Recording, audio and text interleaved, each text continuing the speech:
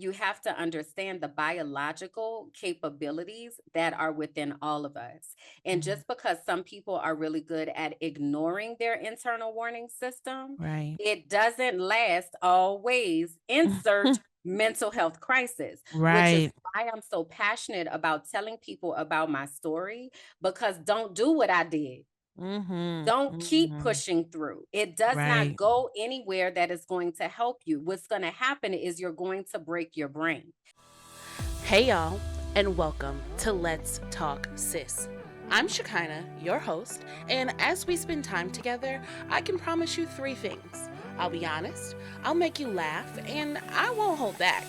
Let's Talk Sis is your essential girl talk destination where you'll hear about life from the perspective of a black woman in America, as our stories often go untold. I can assure you, while honest, we are a community for growth and love. Remember to like, subscribe, and share the podcast. Now sit back, relax, and let's talk, sis.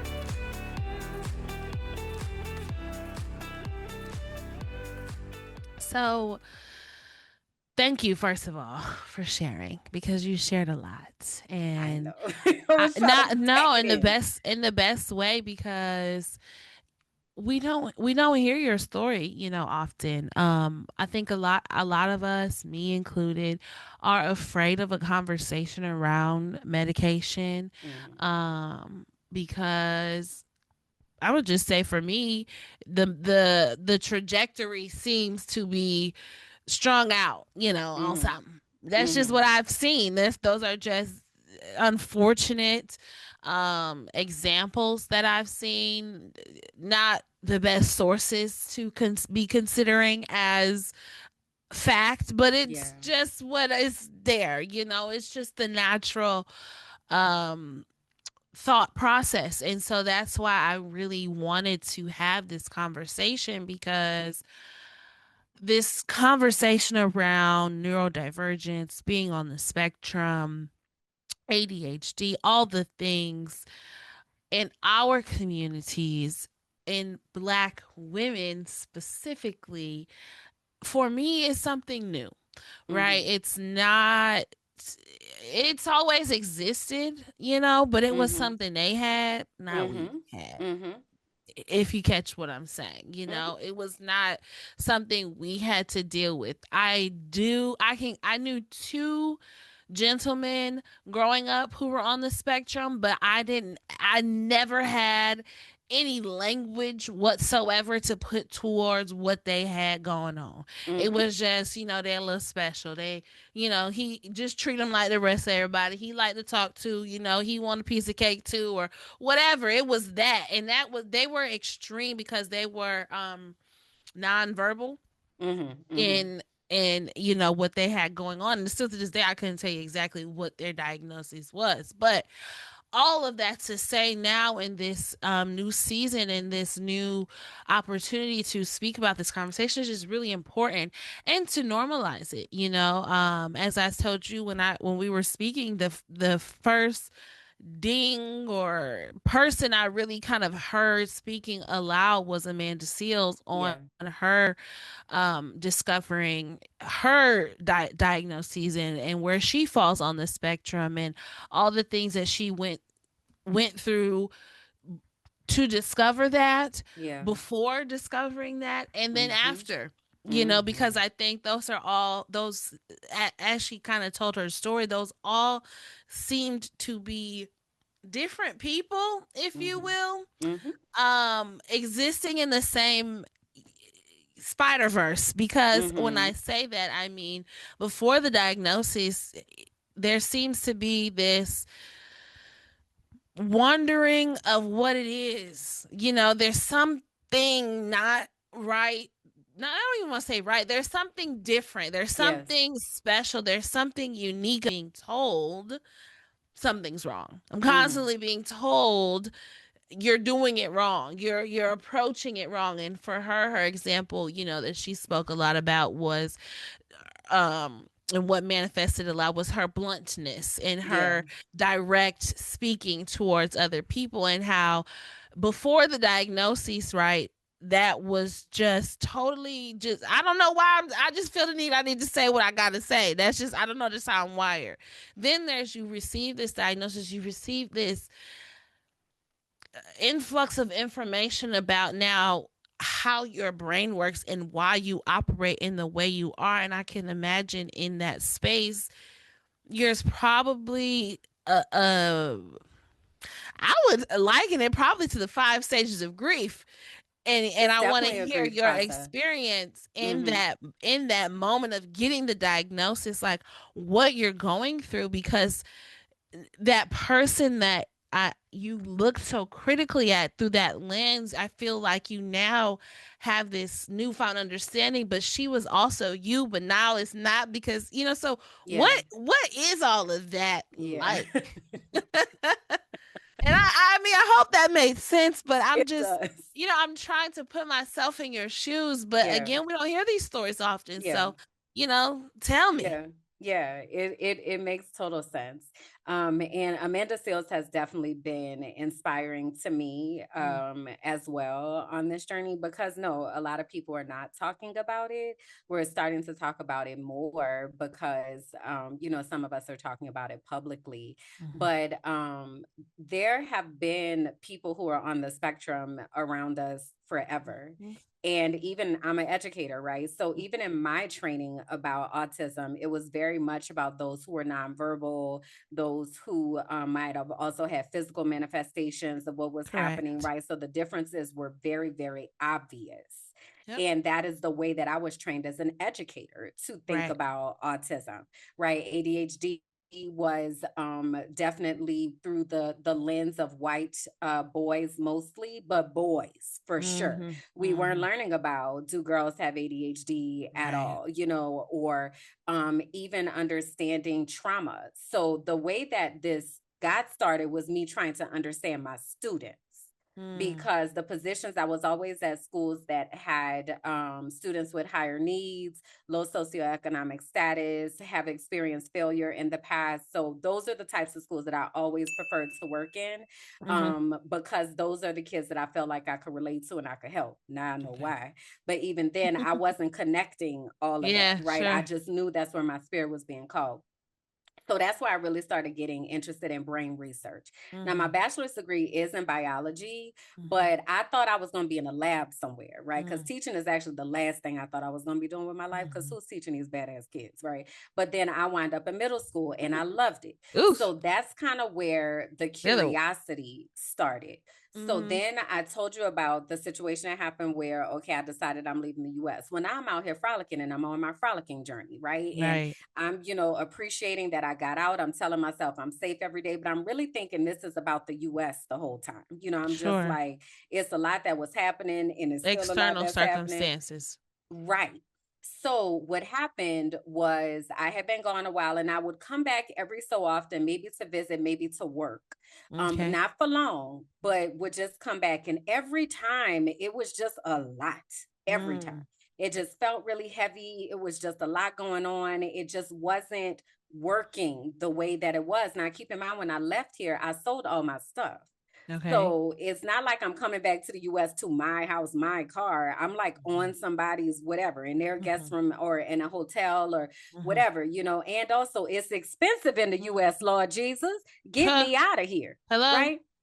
So these things have been happening over the time since I have been gone. So what happened, I used to have a talk show, and I had come into the US to interview Dr. Joy with Therapy for Black Girls, and Okay. she wrote this book called Sisterhood Heals, and it resonated with me deeply. So I came in to host the fireside chat in Miami.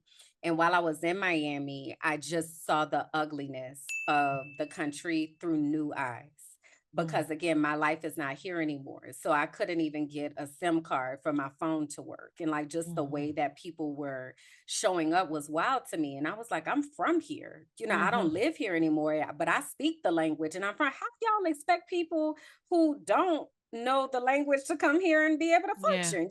So Yeah. that was kind of like starting with me. So that trip was a lot. I saw a man get arrested on that trip. It was just a lot. So when I finally got back to Medellin, I had received an opportunity to do some additional work. So I do like independent contracting. So I had Okay. received an opportunity to come back, and they had asked me to go to Indiana and Kentucky. This was also during the time that there was this song out called Try That in a Small Town by this country artist, Jason Aldean. And the song talks about lynching. That's the whole point of the song, right? So, because of another trip, somebody had stole everything out of my wallet in the US. So I didn't have a driver's license. So in my mind, I'm trying to calculate how many Ubers that I'm going to Mm, have to be in while I'm in these small towns. mm, And I had a panic attack and then subsequently mental health crisis. So after one has a mental health crisis, what do you do? mm. How you Right? what you supposed to do the next day? Like what? No.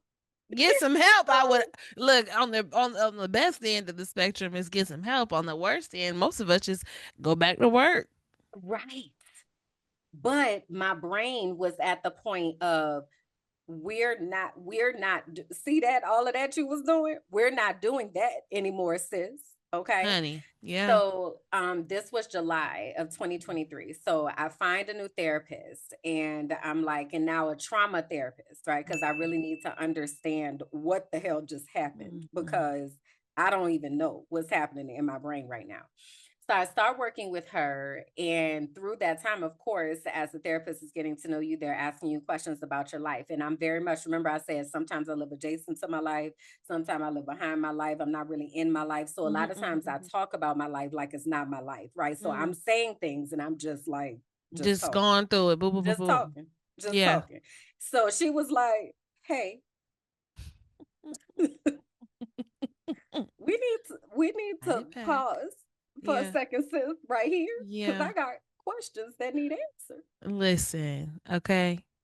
What's all the things? Yeah, and I can relate to so many of the things. I too had a panic attack. Fortunately, I guess it was only one time, but it was enough to shake me. How you said to, it's like we not doing that no more.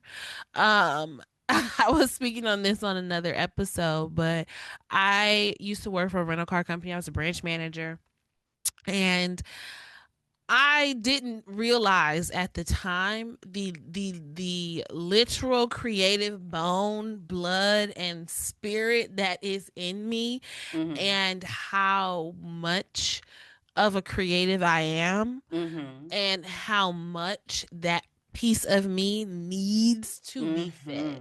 Mm-hmm. Mm-hmm. I was very much, because for me, I skipped second grade. I graduated high school early. I was dual enrolled in high school. So, therefore, I got my associates the year after I graduated high school. I graduated college with my bachelor's in 3 years. And I'm saying all of this to say I was very much productivity Yes. wired, very much Yes. what I'm doing, my accomplishments, my accolades, forefront is what's important, and that's it. Yes. What am I making? How much am I making?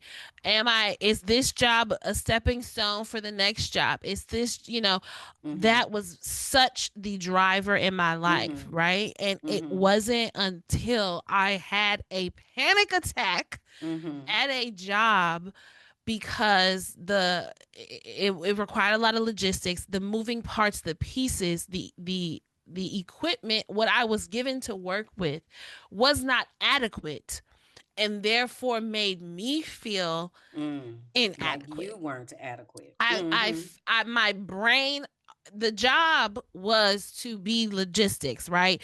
The Mm. car is here, it needs to get here. You have this amount of resources, make it work.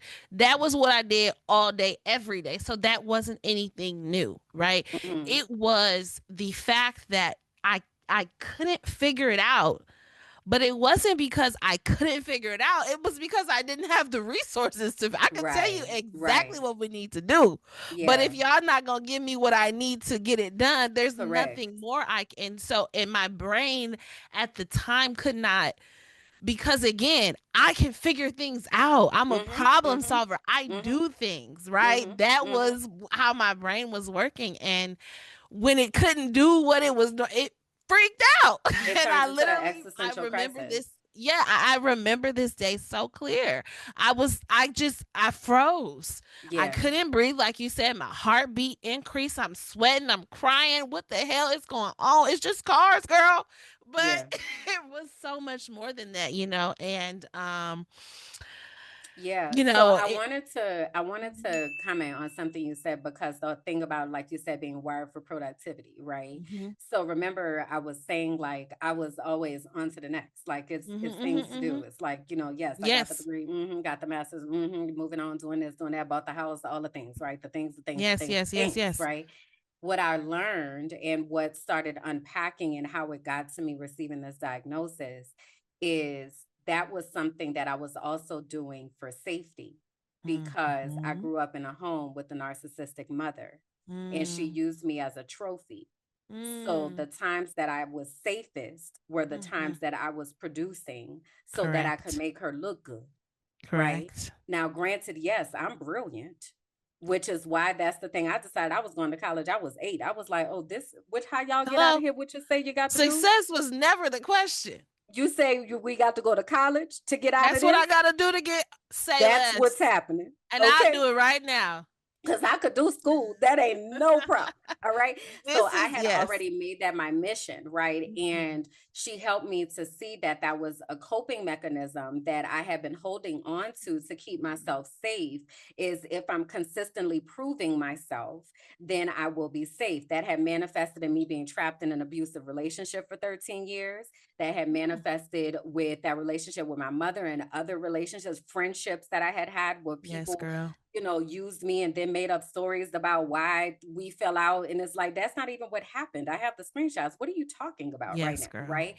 So I started unpacking all of that. Now, during this time, my therapist had told me not to work. Right. But I'm hard headed. So I was just working a little bit, just a little bit. Right. Uh, Then I was placed in a situation where I wound up like actually having to be on camera and be on present, like be mm, present. mm, And that was like a lot because I had already told y'all what's happening with me. Right. So I go back to my therapist looking for some sympathy. And she was basically like, did not tell you not to work because you're hard headed. So now what you're going to do. Right. So, all right, fine. Now it's September. I'm not working at all. And during that time, it's the first time that I'm really able to like just sit with me mhm, because I don't have anything on my calendar. I don't have anywhere that I have to be. I don't have mhm. anything that I have to do for anybody but me. So now I'm asking myself questions and like Yeah. spending time with my brain and talking to my brain. And, I hadn't taken a tour around that place in since forever, so I Mm, had to go take a tour and meet the people and like, what y'all yeah. been doing up here? Because Yeah. by this point, there was tumbleweed in the Listen, hallways. so much going on.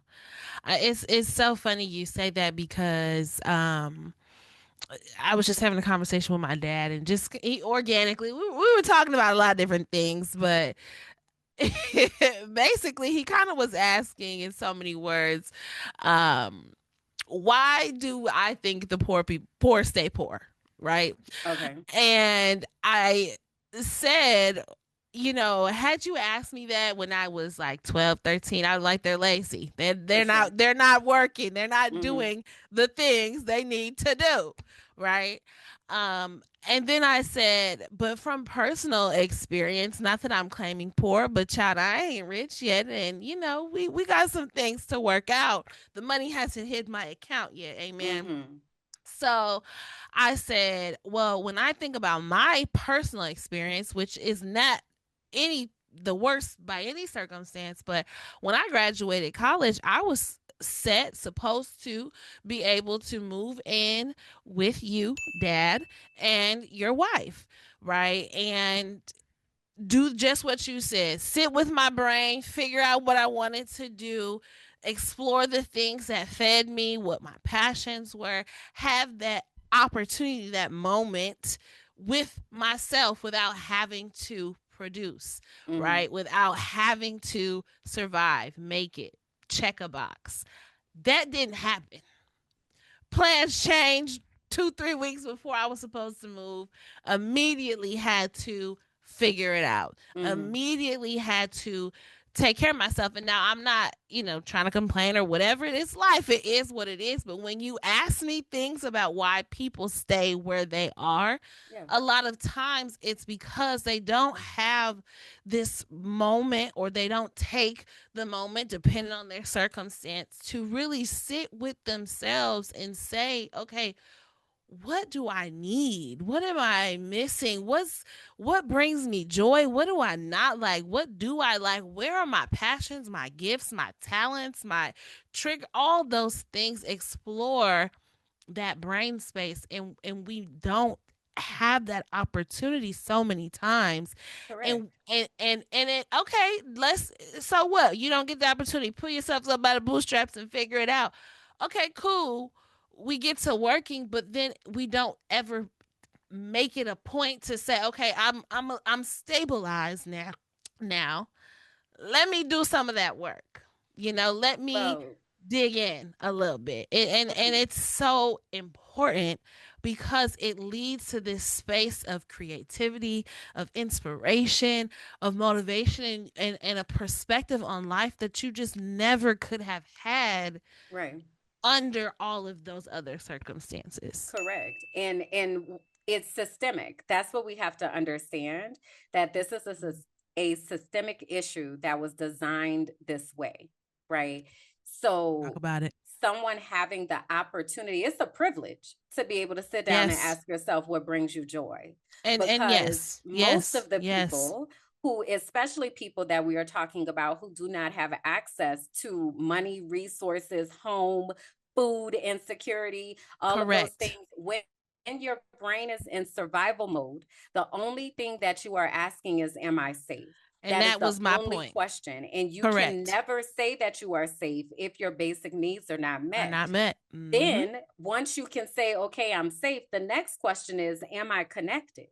And if you cannot say that you are loved and connected and you are in safe relationship with others, you are never able to access the upper portion of your brain, which houses creativity and learning and empathy and all of those things that allow us to be able to flourish and have joy and frolic, right? Yeah. So it's important for us. And I agree with you. I used to be a very judgmental person. You hear me? Yeah. Oh, I was damning everybody to hell. You was going with gasoline Absolutely. draws on. Absolutely. But I also had enough sense to allow myself to continue to gain knowledge. Mm-hmm. And in my gaining of knowledge, and like I said, I wanted to understand my students, and then I wanted to understand myself.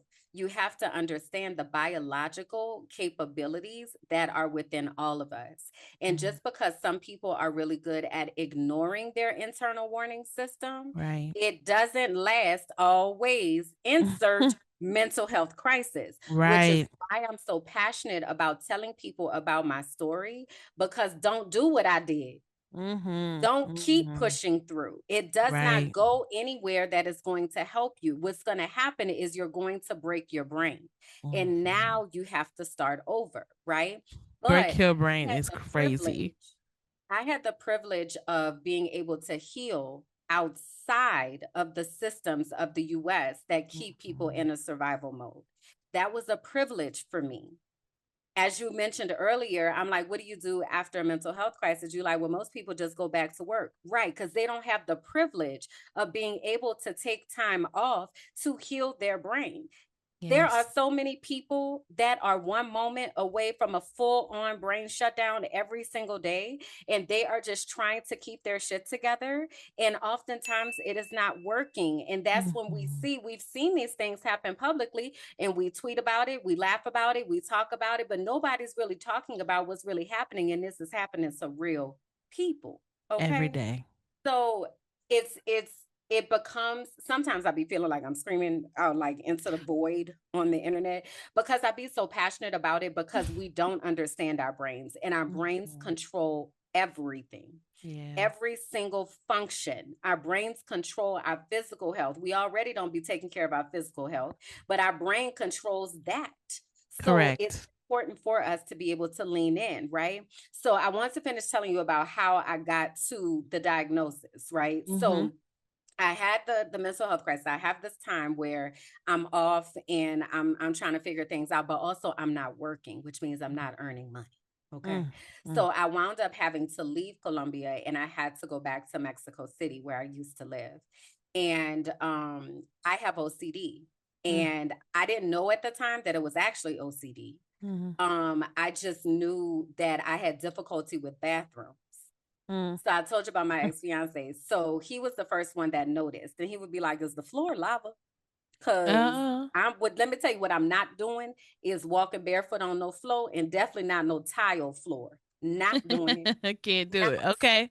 doing it. Do you understand me?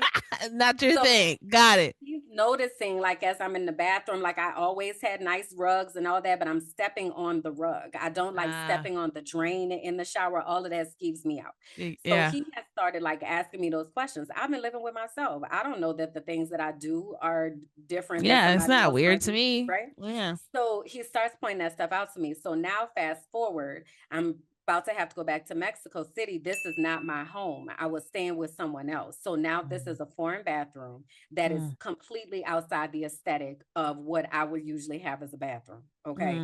And so I'm working with my trauma therapist and I'm like, I don't understand what is wrong with me. I can't. I can't put my foot in there. Like I cannot do that.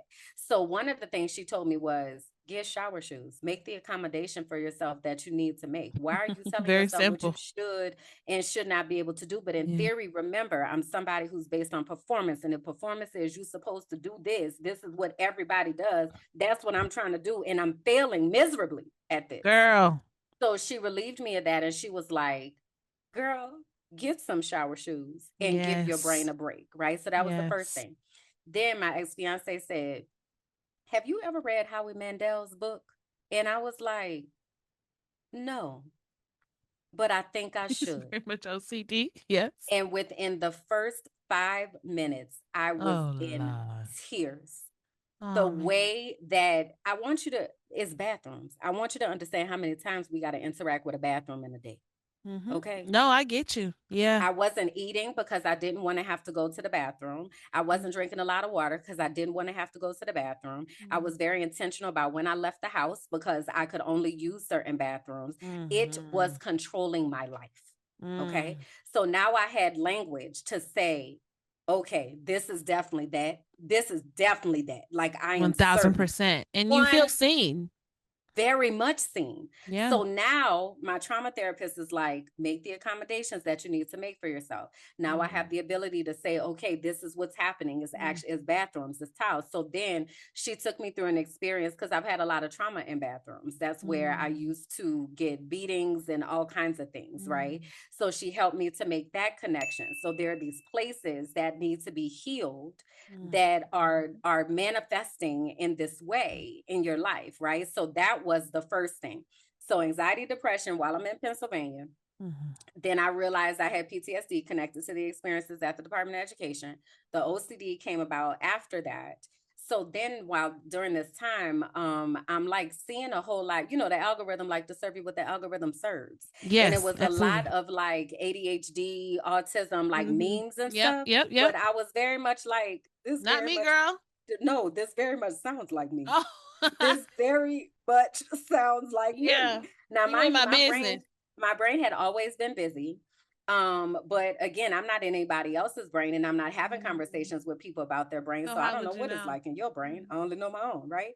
So I was having a conversation with somebody and they were talking about, this was in Mexico.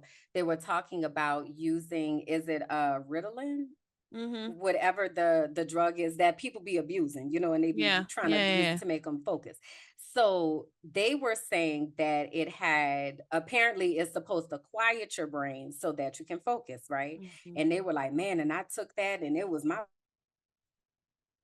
brain was racing all over the place. So I said, well, how's your brain normally? And they were like, just quiet. I said, quiet. what? Quiet? What you like? You're Your not brain thinking don't or be on 10. you're not? They were like, Yeah. no, just nothing. And I was like, huh, that's Interesting. interesting. Yeah. So now I'm a researcher. So I go and start researching. So I'm Yeah. like, okay, I need to understand because something is apparently this I got brain, something. is something. I don't know what it So is, but I got something. I go into research mode and I found there is a test that you can take to do self-assessments. Okay. And so I found that first. And then I found a psychologist to confirm because I was like, hey sis, this a lot, girl. This a lot. Okay. Like You showed this me? I need help putting Yeah. all of this together and also understanding what do I do from here because I want to remind you I just had a full on mental health crisis where my brain broke and I don't what am I supposed to do? Right. So that's how the diagnosis came about. But let me also say one of the things I mentioned Amanda Seals, and I go hard for Amanda Seals because I see myself in her so much, like Right. just so completely misunderstood and being right about stuff and people, demonizing you for that and all that kind of stuff. I want to say that self diagnosis is so incredibly valid. And psychologists talk about this all the time, but I'm going to tell you from my perspective. You are the only person who is Yeah. in your brain 24/7. Can't Period. nobody tell you better than you about what's happening in your brain, especially if you are someone who honors metacognition and you're thinking about your thinking and you're actually introspective and you're actually doing Yeah. that work. Can't nobody tell you nothing. Side note, I dated this doctor for a minute and I now call him Dr. Asshole. But Oh. when I first met him, I had just learned that I had OCD. And I said to him, I was like, I have OCD. Please don't walk in the bathroom with your shoes on because I can't. Don't do Yeah. that. Right. Uh-huh. So he was like, you don't have OCD. People with OCD line things up. And I was like, first of all, I line things up. Second of all, you gonna tell me what you don't even know what Are, you're talking about. you the doctor or me? What's going on? But you know what that taught me? Doctors only know what doctors know. And what they Mm, don't know, they do not know. they And do it not taught me that know. every doctor is not a doctor because they care about people. That man did not care about people at all. Clearly. So I say Clearly. that to say, yes, I believe in honoring medicine and I believe in honoring doctors. But if you do not have access to a doctor and you are already asking yourself questions like, this feels different, or I wonder what's going on, or I wonder what's happening, I invite you to self-diagnose and to look and see what aligns because at one point it's really not even about the diagnosis. It becomes Yeah. about the study of understanding how your brain works because like you said, it is a spectrum. It's like a soundboard, so everybody has Hello. a unique version of what this looks like. So even me Yeah. sharing my experience, there are people going to resonate with some things. Some people going to be in the comments, they're going to be like, girl, bathrooms, girl, right? Yes. And then Yeah. other people are going to be like, no, it's not the bathrooms for me, but it's this, right? Yeah. So the work is to allow yourself the curiosity to get inside your brain and understand how your unique brain works. Like, this is why I say we have to learn about our brains because we all have things that we do in order to help ourselves show up as our best selves. But Yes, everybody girl. is not capable, willing, or able to Mm-hmm. spend time to think about how their brain operates. Because if you did, you would have the most fascinating conversations if you start talking to people about their brain. I love talking to people about their brains.